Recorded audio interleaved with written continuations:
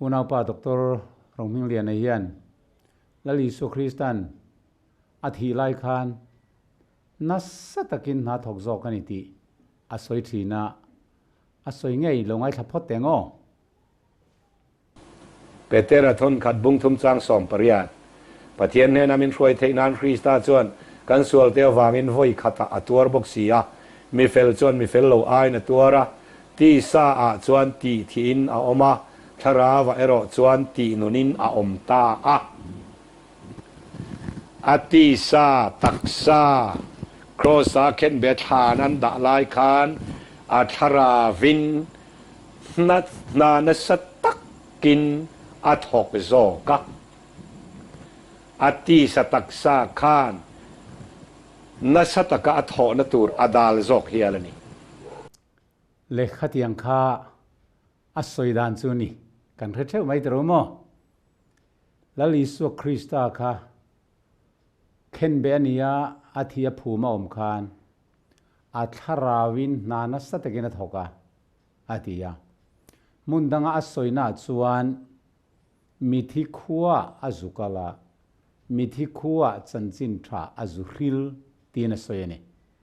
mundanga soi longai thale lokang o Petera thon khat bung thuma mithi khuwa azukala atia fc bungli chang saria changriata chunglama cholai khan man te chu sala ruaya atibo khatiang khani athu soidan chu a soi zong zong kha bible ne ning kal vek ani lali suana thi lain nana satakina thokti bible atlar khan ma chiar tura nei lo arin thu soi mai ani arin mang aphuwa chop mai ani niom arin dan a soi mai mai ani khoya ma chiar tura om lo lali su Krista kha athia thana phum ani lai khan khoya ma akal lo ama thu soinen a in kal em bok ti te hi angai tua lo athu soidanga chuan Isu Krista athi khan panena atharau chu aum ati panena atharau kol thuril tu bung som pani aron transan trin sang sari kha tharau chu petu pathian ne na kile tiang bokin lali su Krista po thi khan atharau chu pathian ne na akol tira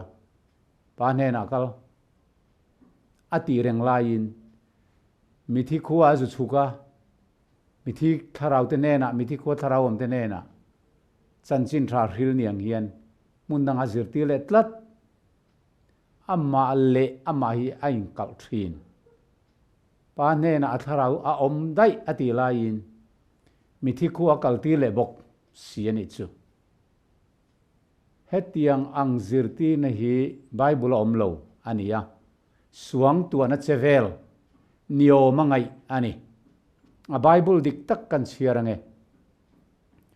petera thon khat bung thum chang som pariata pathian nen min ruai theinan Krista chuan sualte wangin voi khata tuar boxia mi fel chuan mi fel lo aina tuara ti sa chuan ti thina oma thara wa ero chuan ti nunin a om ta a ti mai ani chang som pariat thleng chu hei hian nge en tir kan ti chuan lali su Krista cross an khen be thu soina ni Peteran he thu soila yin Isu Krista chu van alon le dai to lai khon nuwa thil soi ani ale khathon ani enge soitum kan ti chuan lali su Krista kha pathian fapa pathian dik takania crossa an kheng beta an ti luma ti thu soyani ama ero chu ti lumma seng ataksa kha kheng betin ti lumma seng atuk thumnia tharawa kai tho chatuana thile ngai to lo tura tharalam taksa kai tho ani thu asoile chu wangin helai hian pathian nen min roi thanan Krista chuan sualte ain voi khat atuara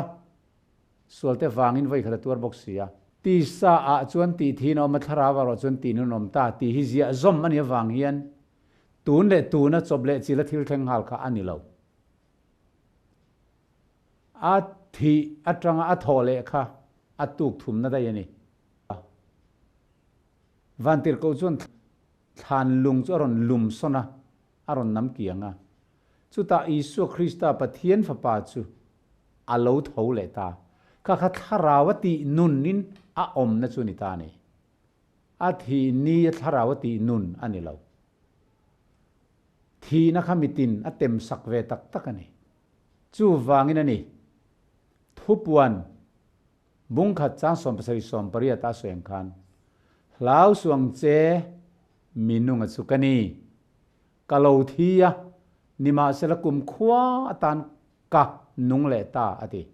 tu mo nung le ta chu thia khamale thilawa ka anung le anilo beram no tal to angei kha a tho le anung le tlatani chu wangin van khopuya poa an fak nin ngai lo nakina po cha tuan thenga kan fak tur chu beram no tal to hi thil ti then ro puina te choi moi na te mutla ka nei te hi kan fak na tur ala ni zel don tuna po ani sareng eng wangin athi tak taka athi derlo athole mai ani zok thi na nein hallelujah chu wang ke ni po kan thi tak tak do na kan tak sa hi kan nun na zong zong hi thi tak tak kan thi derlo vai vuda kan in phuma kan troi ral vek kan nun na tho ero chu pathian min lak sak mi sual po mi tha po ran po ama ero chu la Isu Krista kha atuk thum na aril ru mai na tholowa anun na tho mai khan rau riai khan na tholowa khoi thei taksa po de thei anak te po khoi thei aku ta khen be na te po en thei thapin sangare po ei rap thein atak sapum pui kha a thole ani chu thole angei chuan enga nge in rin lel ka kut le kanak te en ro ati ani kha chu Isu Krista chu ama an pui thil dang dai aron tho ani lawa tu emo aron thleng tu a om ani lawa ama ngei thi ngei kha a tho le ani chu wangin tho le ti hi putla ka ni thi ngei kha tho le wangin unau pa Rohmingliana ten he thi hi a tho don to lo he vai vu da siam tak sai tho don to lo enge mani rau nung dai kha aron kai tho don an ti hi chu Bible kal ani arap thaka pathian za lo na ni pathian dot soiti na ni a hlom em mani chang som pakua hi an tran chan ani kan soi le nge in sia le tiang chu chuan tan in a tharau om te ne na chuan thu zuk tlang au puya chu chuan mana no dam lai longa siam chung zonga pathian do theine na nga lai khan an oi lova chu longa chuan mitlem te chu mi pariat ti na ni tu ye chan da min nom ta atia hetami pariat ati po hi souls 8 souls tharau pariat chan da man ni ti ni ya unau pa Rohminglian de chuan hei chu tharau kan nei ti ni chu an ti le du mela ni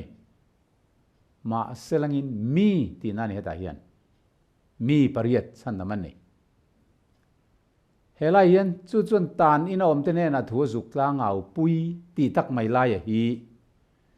then khatin an kal sual pui ta ni chu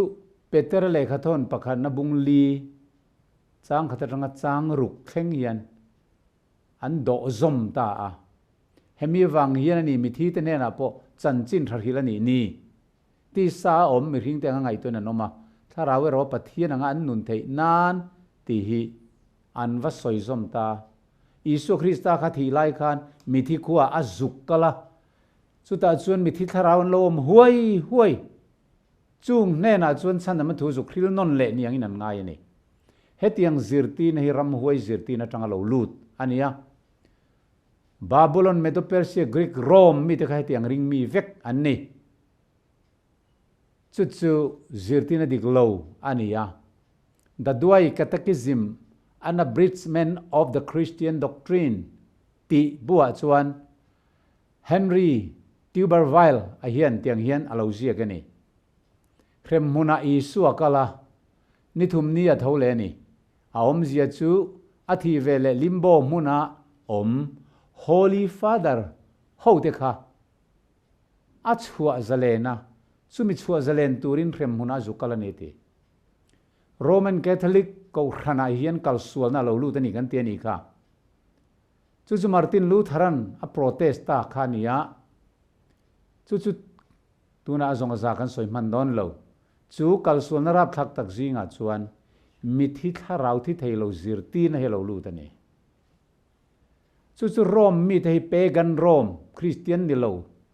ram hoi be mi te Rome pagan Rome kan tia kha papal Rome ni lovin khang mi te khan tharau mi ring hian tharau an nei an tharau chu lei hnuaya khuan an thi hnua kal thin ti an lo ring to chu ngai dan chu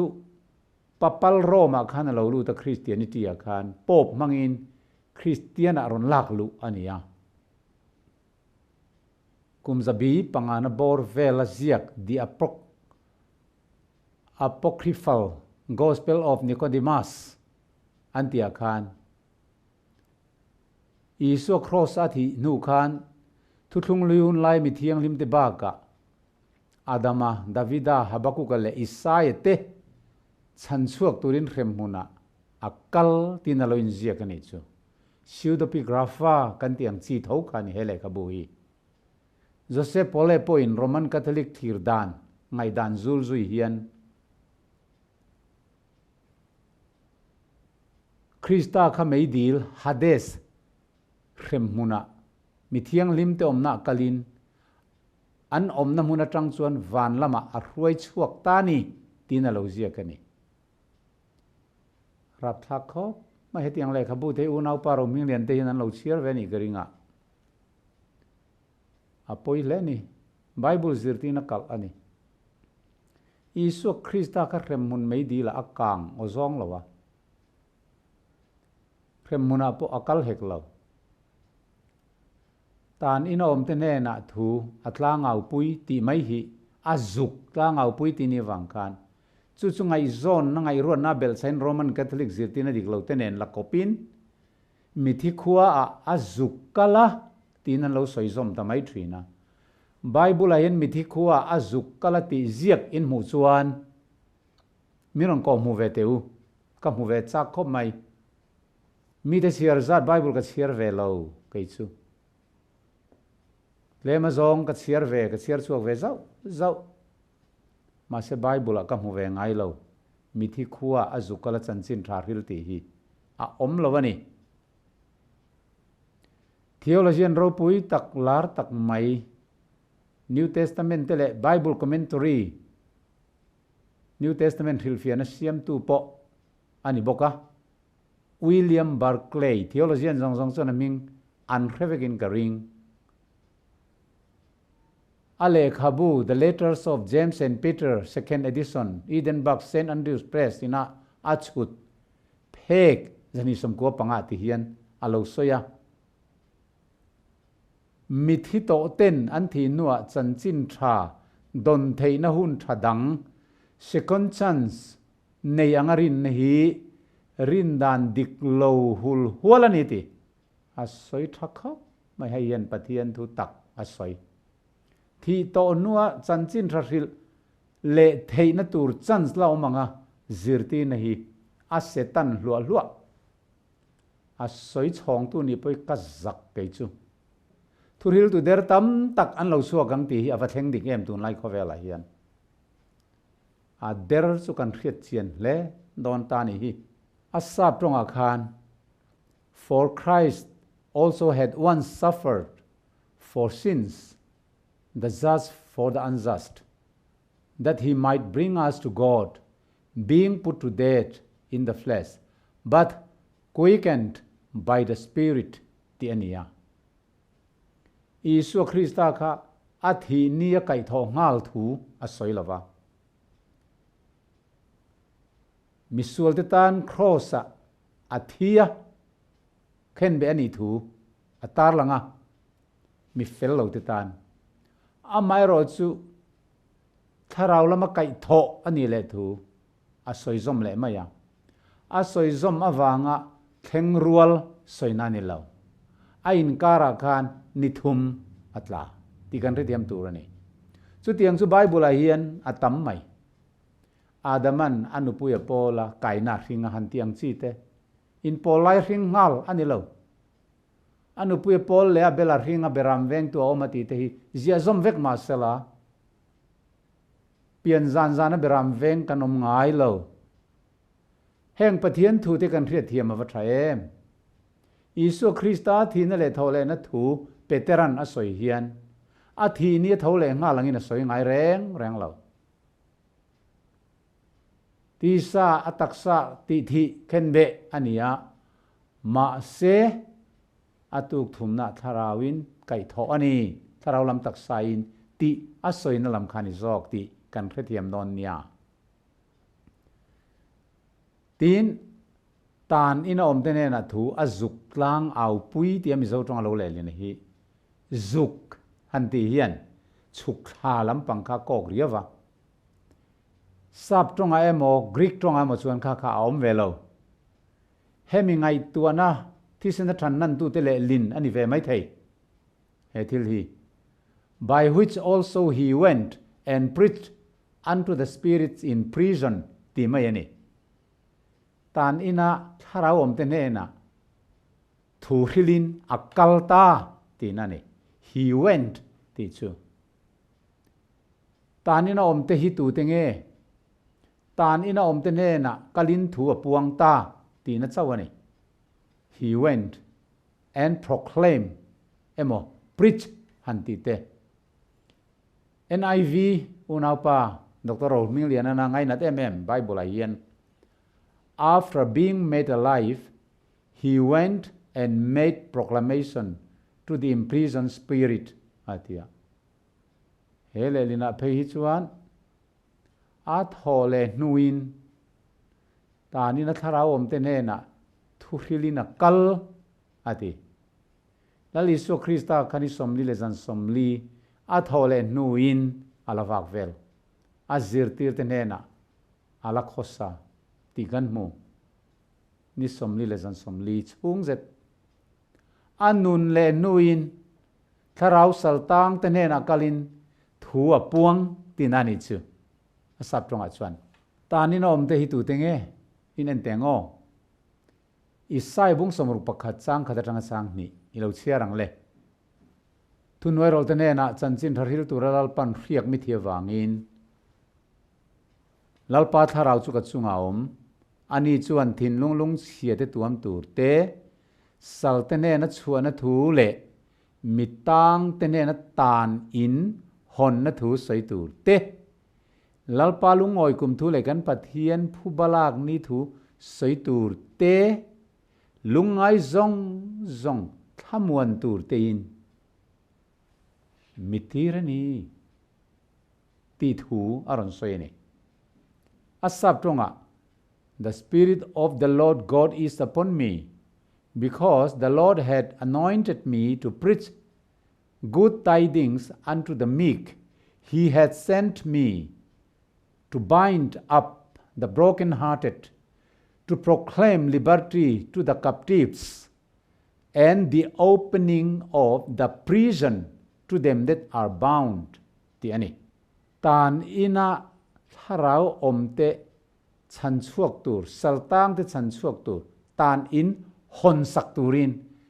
lalpan mitir at harau chu ka chunga om ti aron soi ania thian du tak teu e vile adamat ha misual te hi chatuan boral na tuar tura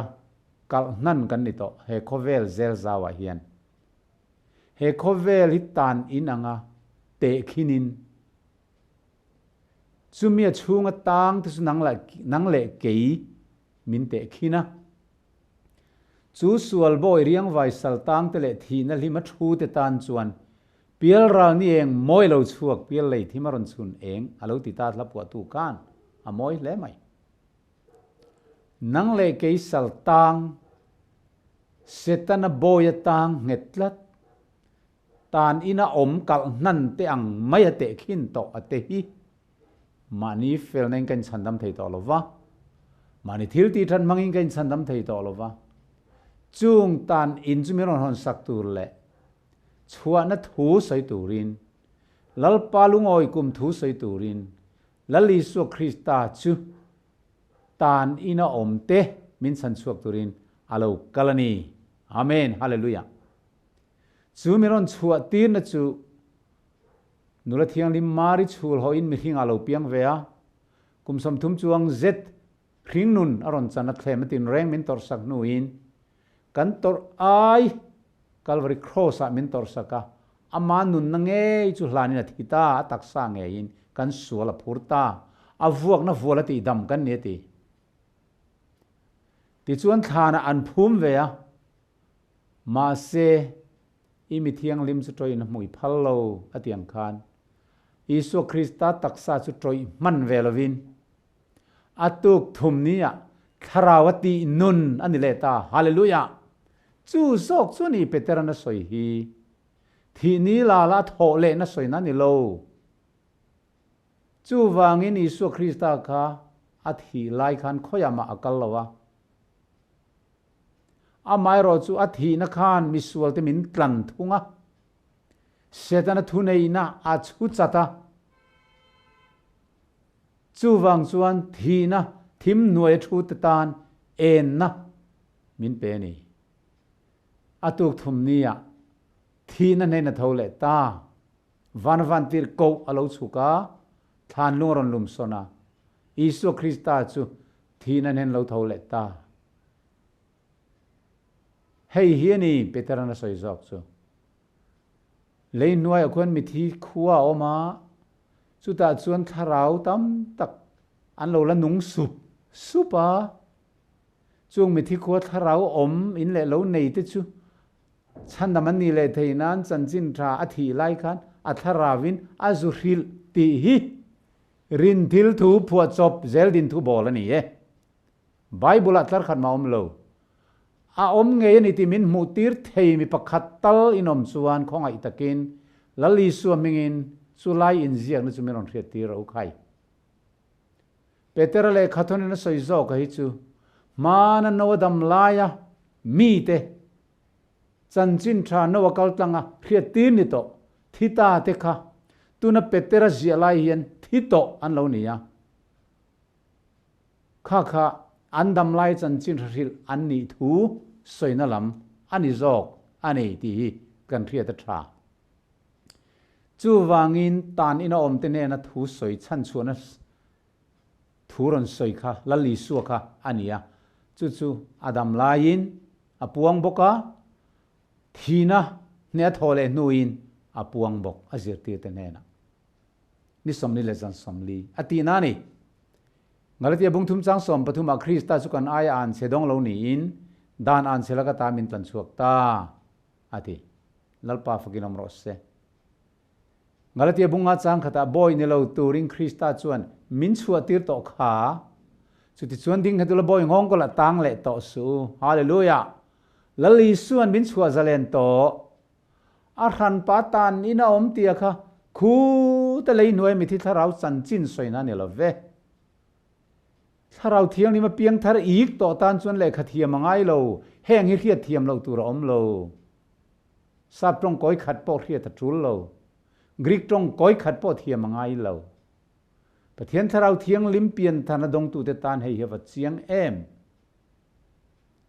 chu wangin Christian saltang min chuat to arhan pa tan in zu zon buai ngai lo thana om chung khan lei nuai achuk lo lei nuai a mithi khuwa chanchin tha lo zu hril le ni se thi to nuin min san nam nan lam hule thei don ani ngai chuan ngai teu tun hi hun lo mom chu ni a ngai teu tu ni san dam na ni chu ni ti dam lai in hril atul lem lowang dam lai du le min an du an tianga su an bolanga an thi nu chanchin hril le thei an ni si chuan chu ni he zirtirna diklovina a khoi kholo vek tur thil chu bible ne na kal lutuk to thì nua tu mà second chance nei thấy anh lo thut lung lui hun min nie mo thar hun min nie mo leilung pian tira tal to beram no chan chin hi chuan tina mani hun theu zela he chan chin hi min an lo ria thina ne thole na thu hi mani hun theu zela a thu tak hi tharau thiang lim na thoin an lo dong zel to patian mi ten chuan tina mi te khan mani hun theu zela atian I chu wangin heng zirtirna hi a hlaom mani le to berna tan chuan tiang hin han khai khom tai la zu chuk tia kha Greek tong in poreo mai an tia kal tina ani sab tong an lo le lin chu went past tense kal to chuk tina ni lo chang somni le panina peter le khathon mungthuma ve khan chang somni panina kan share chuan Isu Krista chu wana kalin pathian ding lama oma vantir ko ho te thu nei na te thil ti theina te ama thu thuin om tirin an oma tin wana kalin tia wana lon soinang khan poreu mai thau kha mang azu chuk tina na lelin thei ani lo ra zona bung som ni chang som panga I lo chiarang o Isu an he na mei chiang e tingai tra tu ngai zon atia ani chuan huan enkol tu emotia hena kapua ma heta ta I kalpui ni chuan ida na chin min khilang che chuti chuan kalang atia Isu an he na Mari atia ani chu hoya anena Hebrai tongin Raboni atia chu zirtir tu ti na nia tin Isu an he na mi vuan to su tun thleng poin pa hena kalalon chhowlovani amai ro chu ka unau te hena vokalla an hena kapa in pa kapathian in pathian hena kalon chhodon ti ro atia atiani lali Isu Krista thana ta lo thole ni khan mari te thanin turen vakala alo om to lon musilo mangang kha Isu naron bia huan pui mo ti ni kha a context nen po in millo pui pathian thur hil fia tum na hi a hlau omani ti hi unau te u I hiang u ti kha kan soile duani lalpan in zawain thia thiam thin lung petheu choro se amen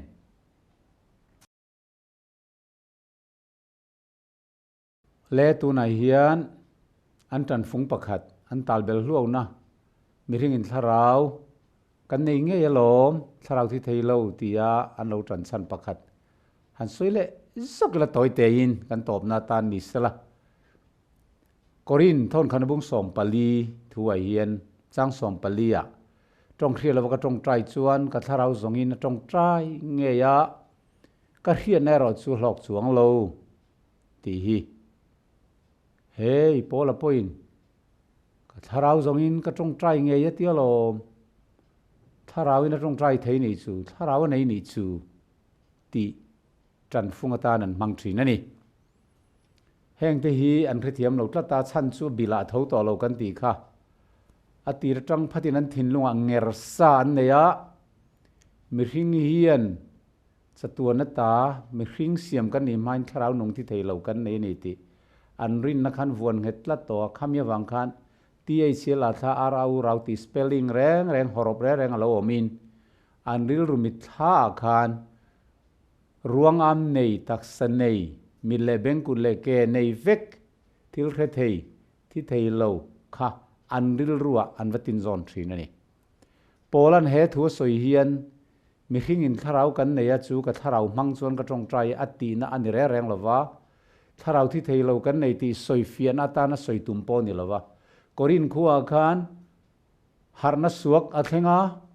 trong thil pek diklo trong hriat lo an ti kha an lo donga Pentecost ni trong thil pek ne na inang hau lo ani Pentecost ni ya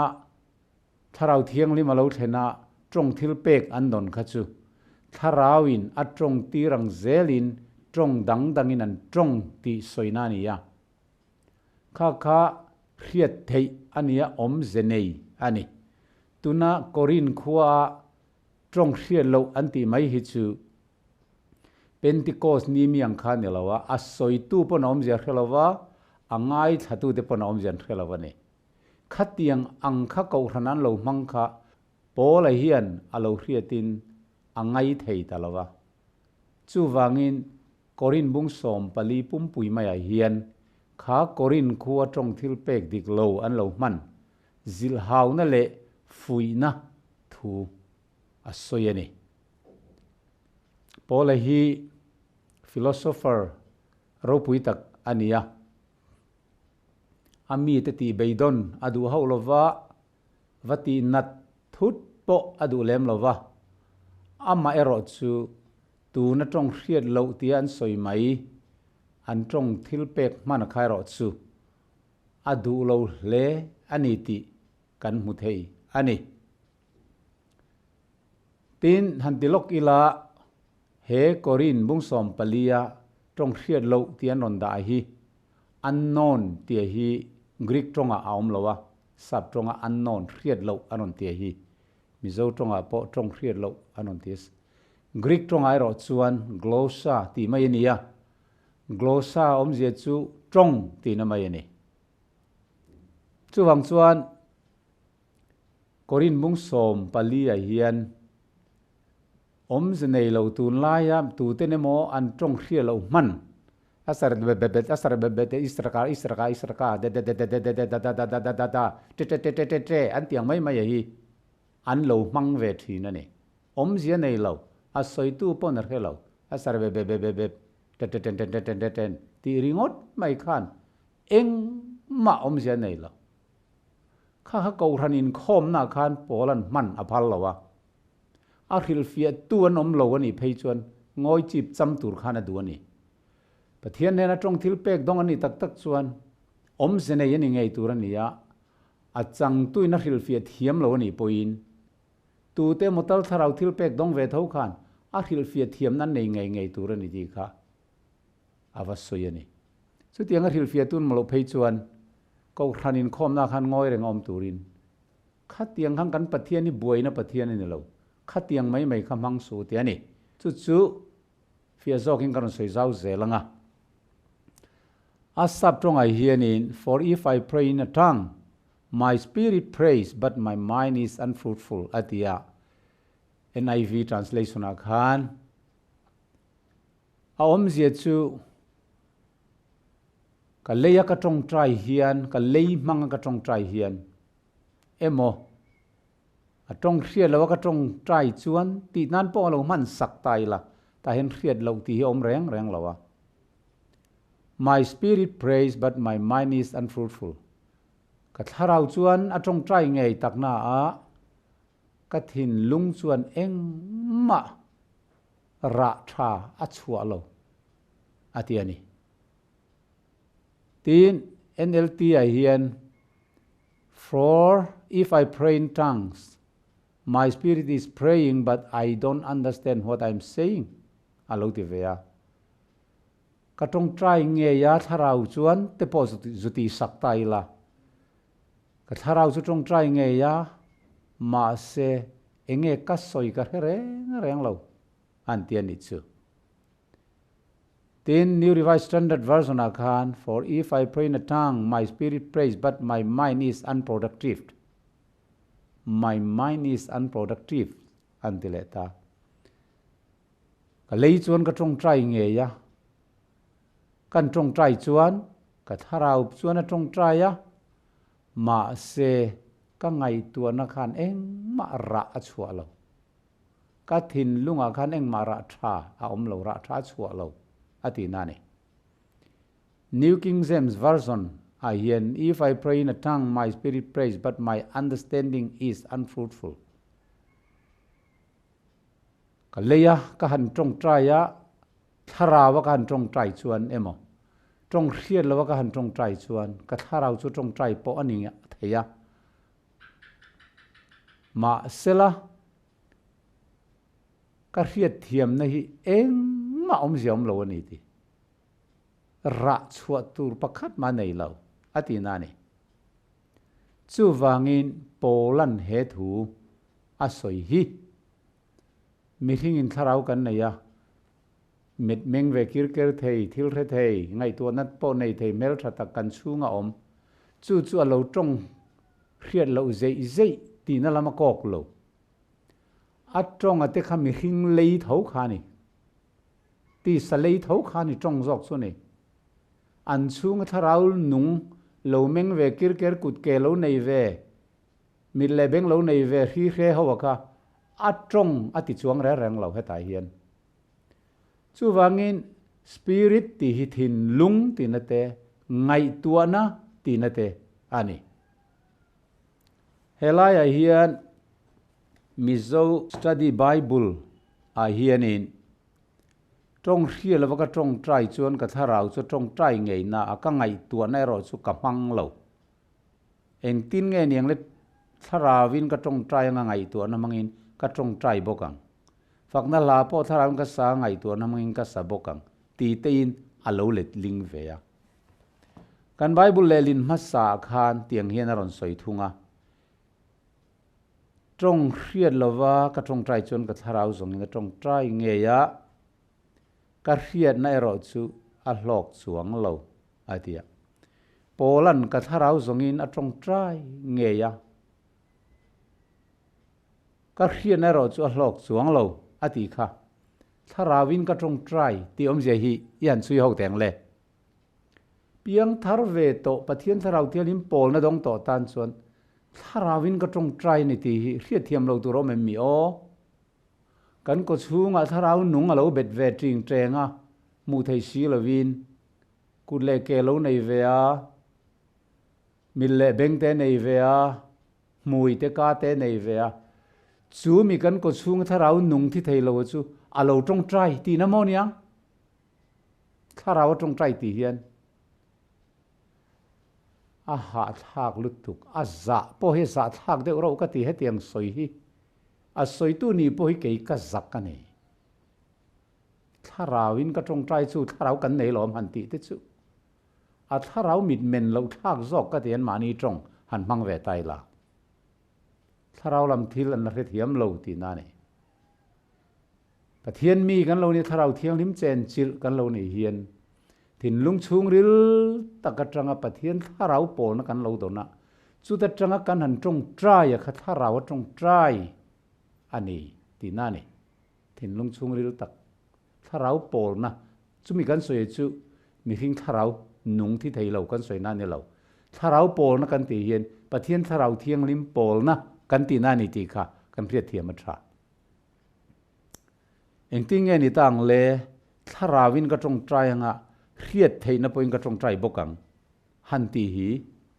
helai le lin ma sa khan ngai tua na ing ka trong trai ang ti te khan ron manga thin lung chung ril taka pathian ne na in pol na kan han nei tharaw trong trai tak meu kan nia amai ro chu khiat thei trong trai ti chu a ri ya kan trong trai he ni rimia lovin saripo kha mui phun ringotin trong rimia si lovin tharawin a trong trai ni ma se a trong trai tu ber chu sarikha ania athin lung tak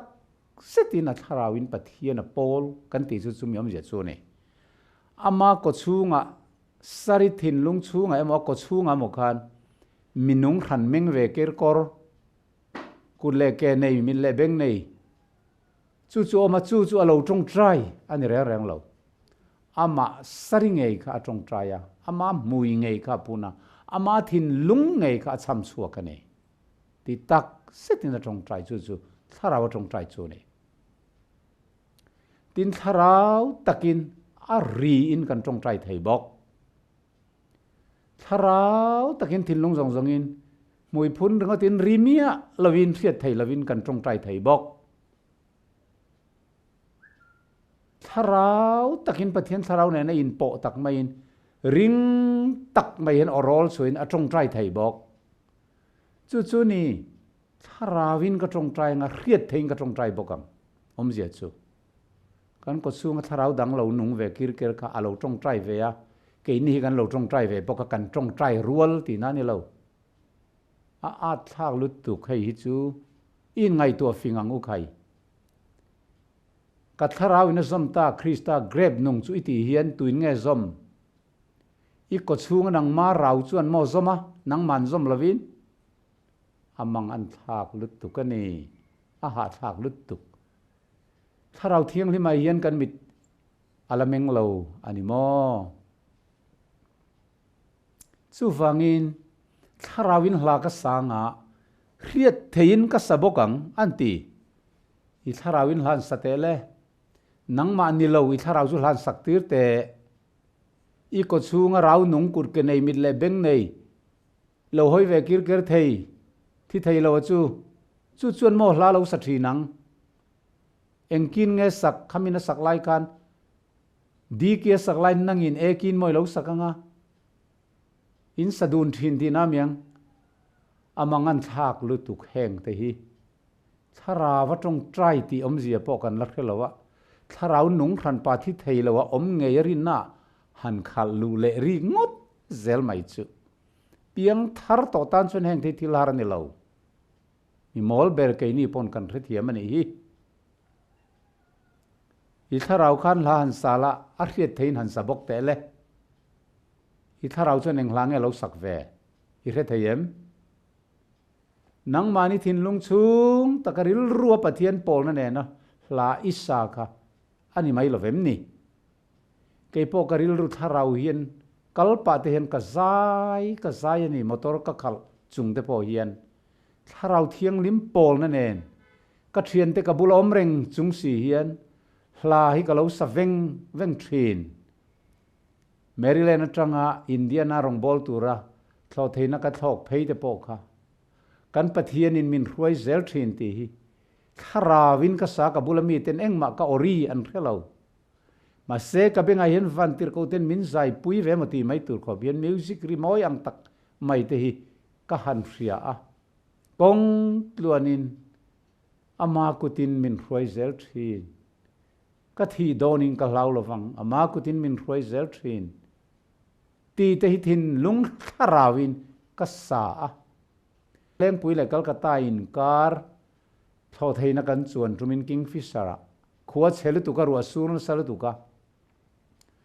up and down khan tho theina kha atla ta duai ma kang le ta vok ma ya chung chuang zong an trap zo vek to kanu pui po trap vai chuang zong ten tereng rungan pathian an au nge an trap nge po ka hello mi zo zong pon trap ani ma se chuti lai chuan ka thin lunga tharawin ka tong traya tu mar khian lovin ka hriat thiam dan ber chuan kha kan tong trai chia mai tharau kan tong trai khan ni zung anga ngil lutuk mai eng hi ka mitha van bia buk mun thiang lim rak Isu Krista ka ai oding hi khata tang khan eng hian meron chhun tlanga heta hen thamon na men lo ka nei nga la ka au chuak nga la tu ma kha trap su lau su kan tla don lo pathian mi heta hian ka om kan ti pop mai ni ka trong kha chapo luang o ti hlau na te po chuan mi han bual nga la pathian mi heta ka om kan tla don lo lau su ka tia kan pui po chuan khai long a chaka tian ti vak su men on tia ka ti atang rei lo te a thi pui re a ru pui re a him takin kan trum thei ta tharawa tong trai hian nuam mani tu man min khelo pathian nen thuruk kan soi thin tu ma riat lovin amai ro chu a ri a riat thei poin kan tong trai thin chu kai ma ni zel alani a ri kan tong trai po chuan tharau takin kan la tong trai tho tharawa hla kan sak po hi a ri hian mi pui zai te hi tharau takin biagina pathian kan fak thei ani chu mala chuti rualin tharawin kan thin lung chung rila tu ma khriat lo poin pathian kan fak kan zai thei tho ani chu kong kal reng chungin